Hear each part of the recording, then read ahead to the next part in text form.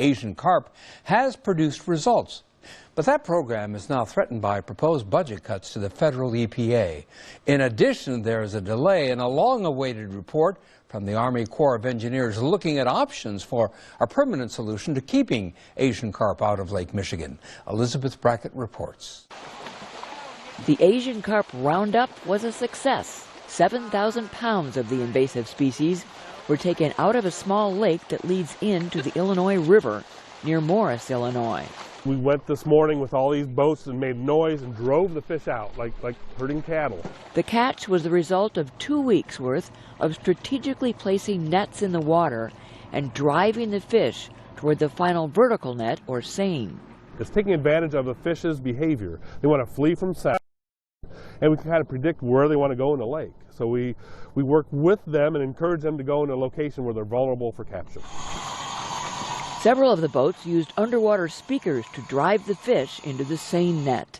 You can hear that sound. That's 150 decibels worth of what we call complex noise that's being broadcast. And what that's trying to do is make sure the fish are moving away from this location and into the seine.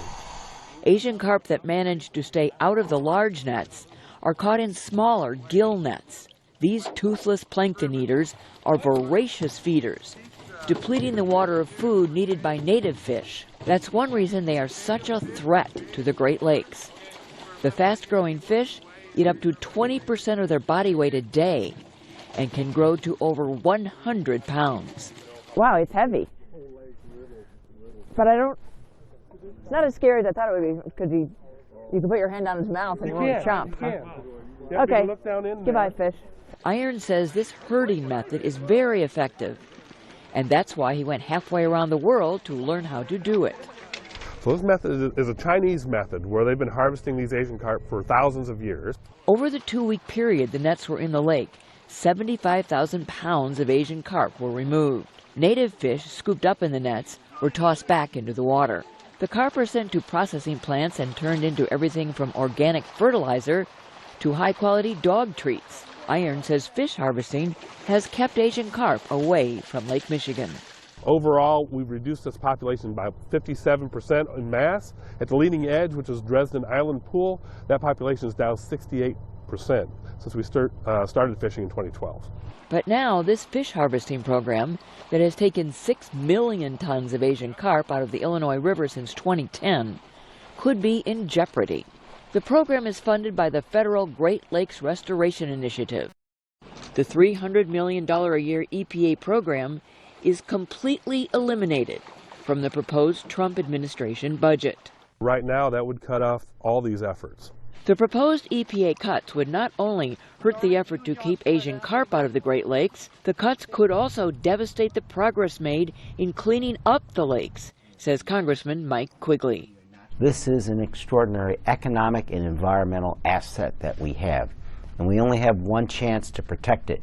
If you're cutting off the primary funding source, that is your toolbox to save that resource and to maintain that resource, it's really foolish financially. Asian carp were first found in the Mississippi River in 1975, and by 2011 had spread all the way to the Great Lakes. The easiest access route to Lake Michigan is up the Illinois River, through the Sanitary and Ship Canal to the Chicago River. Much of the $388 million spent by the Obama administration to stop Asian carp, including electric barriers, has been spent along this route.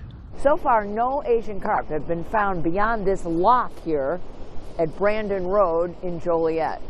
2 years ago, the Army Corps began a study trying to find different ways to make sure that no Asian carp get through this lock, go further upstream on the way to Lake Michigan. The Brandon Road Lock and Dam is a natural place to try and block the upstream movement of the Asian carp. The fish could not make it over the dam on the east side of the river, and structures could be put in place to prevent them from getting through the lock. In 2015, the Army Corps was funded to evaluate the engineering needed to stop the Asian carp. The report was scheduled for release February 28th. But after 16 Republican congressmen protested, citing concerns over the on commercial shipping, the report was put on hold by the Army Corps. Congressman Quigley says he was stunned by the delay. It's sort of Trump-like to delay or prevent analysis, engineering, and scientific analysis before we make a policy decision. We're flying blind here.